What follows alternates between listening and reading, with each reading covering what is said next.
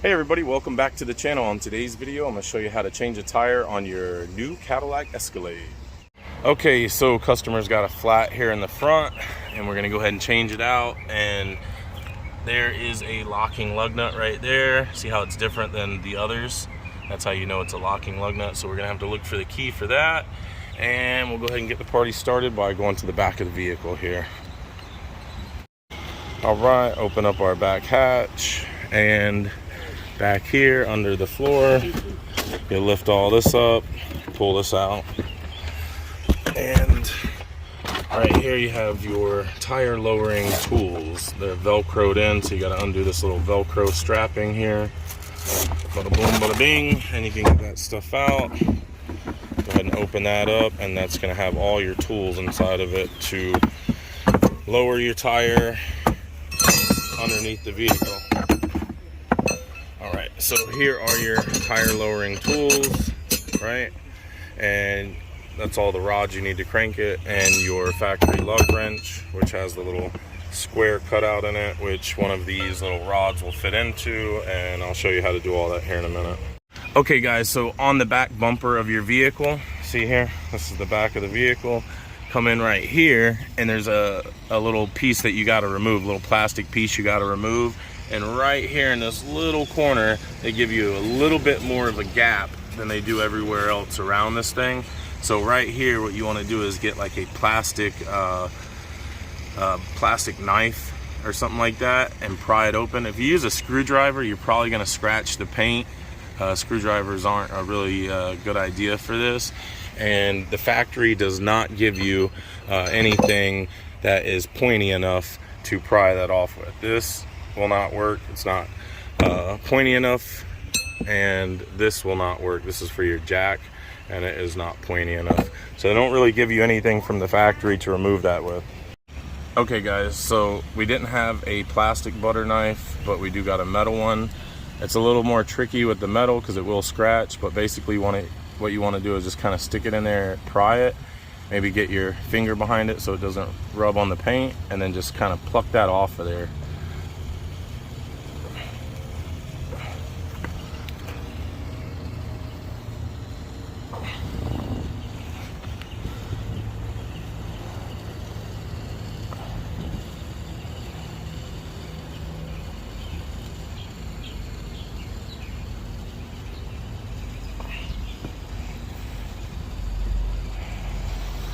Definitely feels like it's gonna break something trying to get this thing off of here.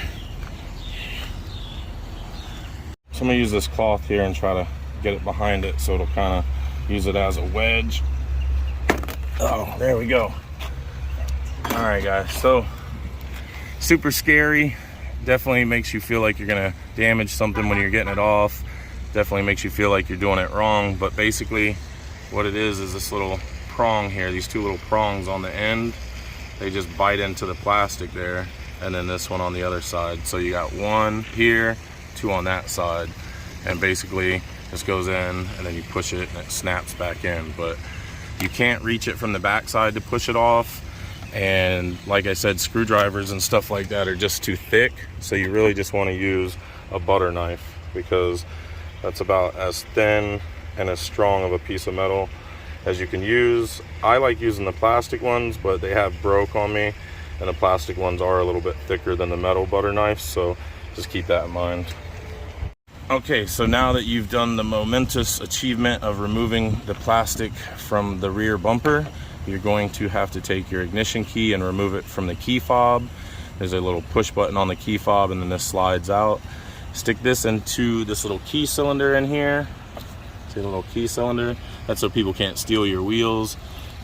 Stick it in like so, turn it like so, and then pull the whole cylinder out at one time. And they don't really design any of this well, by the way. You see the key fob key is trying to hit against the plastic in here. So I gotta work it around this plastic. Yeah, if you could hold that. I'm gonna lift up on this plastic to pull the cylinder out, because it was kind of hitting right here as I was trying to pull it out, the key was. So you guys just have to lift up on the bumper like so to get that last little bit of clearance out to get this cylinder out. This cylinder is to keep people from stealing your spare tire. Me personally, I would just take it and put it in the glove box and never use it again, because really they're just gonna inconvenience you in the future. Okay, so now we're gonna take our rods, just these two rods here, not the one for the jack. The one with the jack is this one, which we don't need. Right now we just need these two. So we're gonna take them and hook them together, male to female. All right, and they just fit together like that with this little metal BB thing, and then it snaps in, like so. All right, then we're gonna take the big female end here. This is the big female end. This is the small male end. You're gonna take that big female end and you're gonna slide it into the tube, and it's going to attach to another male end that looks like this, that's down there in the tunnel. Put that in, turn it side to side. When you feel it not move, that means it's locked into place and you're good to go. Now you're gonna take your factory lug wrench with the little square cutout, and you're gonna put that on here like so. Okay, so then just push the little BB in and slide the tool in past that. Okay, and then it should look like this with the little BB looking thing on that side of the tool. And now that you've got it locked into place, you're just gonna crank it counterclockwise like so. And when you crank it counterclockwise like this, it's going to lower a cable winch underneath, which is holding your spare tire. See there? Just keep cranking it, and it's going to lower this thing down off of this mechanical winch cable thing that's underneath the vehicle in the back.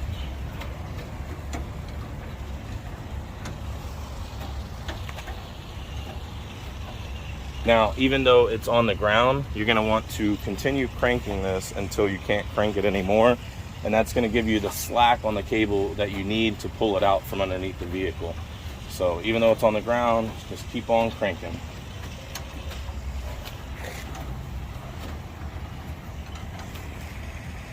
Okay, once you've cranked it until it won't crank anymore, you'll feel it kind of stop. That's when you want to stop. You don't need to force it any further than that. You've got plenty right there. Now you just want to reach underneath the vehicle like so, pull out your spare, and then kind of tilt it and lift it up, and then take this little center part right here and feed it through this center hub hole of the rim like that.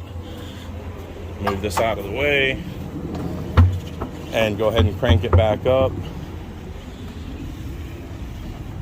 like so, going clockwise, and that will crank the mechanical winch cable back up.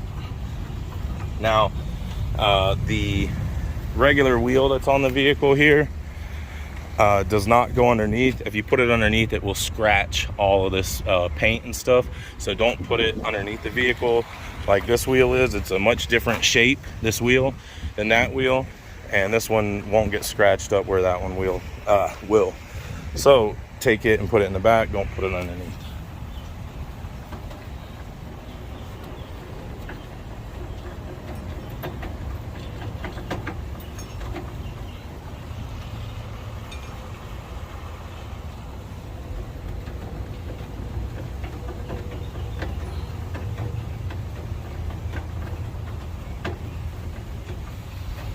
Okay, so let it hang about 10 to 12 inches like that, just as long as it's off the ground. But don't crank it all the way back up, because without the weight of a tire on there, they will sometimes get bound up from the slack. So just kind of crank it up until it's off the ground, but let it hang like that right there. Then once you got that done, go ahead and pull your rods back out and take your little plastic piece. Like I said, we're gonna keep this out. We're gonna keep it in the glove box. We're not gonna put that back in, because that's just to keep people from stealing a spare tire. And if they want to steal your spare, they're just gonna steal the whole damn truck. So don't even bother with that thing. It's a nuisance. Take your little plastic piece, put it back in. It should just snap in like so, and there we go. Pretty minimal damage. You know, you may have to take a little black marker and kind of mark it with a permanent marker to get a little bit of that gray to go away, but I think we're pretty good. All right, now we got to find the factory jack. Okay guys, so looking for the jack. It does not appear as though this vehicle has one. So at this point, I'm gonna have to use the factory jack. Okay guys, so next we need to set the parking brake on this vehicle, which is right here to the left of the steering wheel. Push this button in and hold it. And on your dash up here, it should say park in red letters. All right, so parking brake is set. Okay guys, so the factory jack would normally be right here. Apparently someone has removed it and has not put it back. So unfortunately in this video, I'm not gonna be able to show you how to use the factory jack and how to crank it up. But I will show you how to do it with a floor jack, and I'll tell you how to do it with the factory jack. Okay guys, so underneath the vehicle, you would take your factory jack and you would put it in these jack locations that they're showing you, front and back. This one on the front frame has a little provision for where the little circle on the top of the jack pad would go. That's where you'd put it for the front of the vehicle. And for the back of the vehicle, same thing, somewhere in that frame they got a provision where you put the factory jack little circle inlet thing. Now unfortunately, like I said, we don't have our factory jack, so we're not going to be able to do that. We're going to use a floor jack. So here is the key for the locking lug nut. We're also going to need this. So this goes to the locking lug nut. Okay guys, so like I said, no factory jack, so we're going to use a floor jack. This is what your rod setup would look like if you did have your factory jack. Just to show you real quick, it would connect the three together, and then this end piece right here would go into the jack, and then you would crank it and it would lift up the jack. Unfortunately, I don't have that to show you. I'm gonna go underneath the vehicle and show you the jacking point. Okay, so the jacking point with the factory jack should be right here on the frame, that little inlet circle right there. So we're gonna take our factory jack and put it in the same spot on that hard metal frame. If you don't have a factory jack, you can put your floor jack any spot on this frame that you want. It's a nice strong piece of metal, it won't bend anything. Just set it like that, and then now we can jack it up. Now if we were at the back of the vehicle, we would come underneath the vehicle here and we'd look for another hole in that frame, which would be right here, and that is where our factory jack would go in the back. We'd set it right in there and crank it up, and we'd be good to go for jacking up the back tire. Okay, so we got our jack set in place, we got our parking brake set. We're gonna go ahead and loosen our lug nuts before we get the vehicle up off of the ground. Okay, so take your factory lug wrench, put it onto your lug like so, then take your foot, put it on it, and press down going counterclockwise, and that will break them loose. You can push it by hand as well, but if you're not strong enough or you just don't feel like putting a lot of energy out, you can just put it on there like so, step on it, and that'll break it loose. I'm going to be using Milwaukee's 18-volt impact here from Home Depot, and I'm going to be using a 7/8 socket just to speed this up a little bit. Here is our locking lug nut that I showed you a minute ago, or our locking lug nut key rather. This is our locking lug nut. You see the key pattern they've got on there, that's got to match the key pattern on here. Take that, stick it on there, wiggle it until it locks into place, and then you can remove it. They say not to use an impact on it, so use your lug wrench. You're gonna have to secure it kind of like that, and then turn it. They always put these on way too tight. All of the other lugs are on soft, and then they put these on way too tight for what they are. They really should not do that. That's what's gonna break these things, is somebody putting them on too tight. Right. There we go. Reposition it, crank it again. Now it's loose enough to come off by hand. All right, so now we can go ahead and jack up the vehicle. We want to break loose all of our lug nuts before we jack up the vehicle, especially using a factory jack, because if we get this vehicle up in the air and its center of gravity is higher, we run more of a risk of knocking it off of the jack, especially when we're jerking it, trying to get lug nuts off. So always break those loose before you jack the vehicle up. All right, so now they're loose. We'll go ahead and start jacking the vehicle up.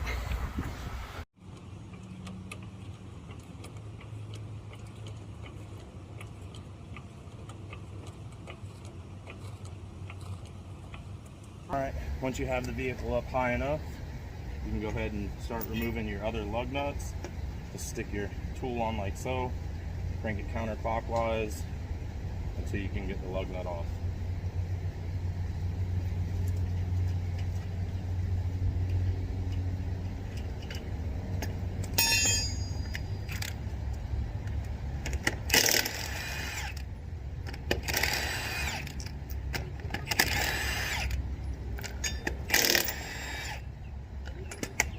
Now that you got all the lug nuts off, we can go ahead and remove the wheel. Give it a quick little kick, and it's out of there. All right, grab our spare, roll it into position here, and then we're just gonna set it, the holes, right onto the lug studs right there. Pretty simple and easy.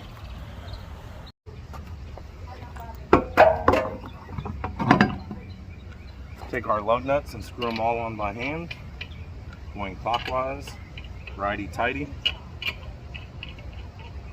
Always righty-tighty, always lefty-loosey, unless you're working on a vehicle that's maybe for the 60s. In that case, sometimes it's lefty-tighty. Just put them on all by hand.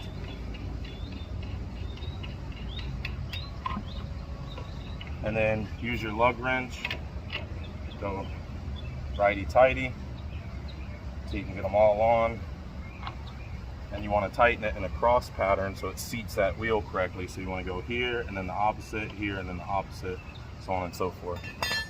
Okay, so got all your lug nuts on, you know, you screwed them on by hand. You're going to tighten them in a cross pattern with your lug wrench, and of course I'm going to speed this process up by using this Milwaukee impact.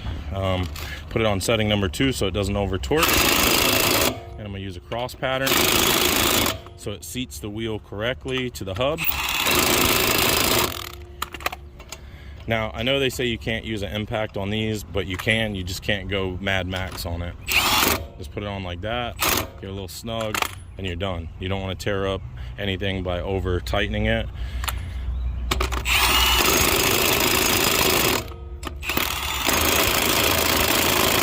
That you got them all on tight and evenly, and the wheels set on correctly, just go around one more time and tighten it just to make sure.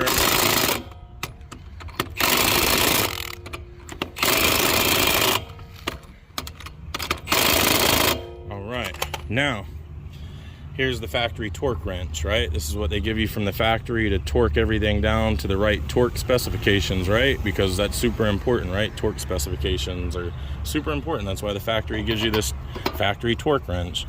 So put that factory torque wrench on, let your vehicle down off of the jack. Of course, if you're using that factory jack, you're gonna have to crank it down, you know, by hand.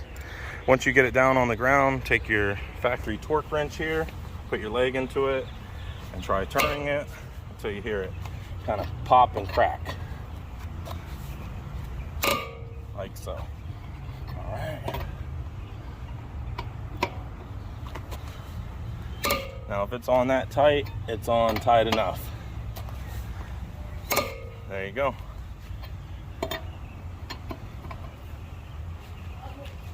That's it. They're all on tight.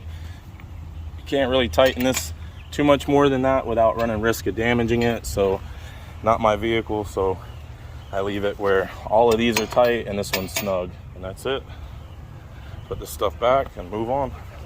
All right, you guys, it's all back on, looking good like it should. Come back here to the back. Here is the flat in the back. Now look guys, if you got a car full of people and you've got a ton of luggage or stuff in the back, and this can't go in the back, you most certainly can put it underneath, but it's probably going to scratch the wheel. So just be careful of that. Maybe get some cardboard or something like that. I don't think a towel is going to stop it from gouging the metal into this metal. So you're really going to have to get like a few boxes to put in between the two pieces of metal to keep it from scratching. But it can go underneath. I just don't suggest putting it underneath because it's going to probably scratch it. Other than that, there it is. Go ahead and hit your little button, put your lid back down, and we'll come over here and release our parking brake. Boom, all set. All right, guys, that's how to change a tire on your Cadillac Escalade. I hope you enjoyed the video. Don't forget to like and subscribe. Drop me a comment at the bottom, and I'll see you on the next video. Bye now.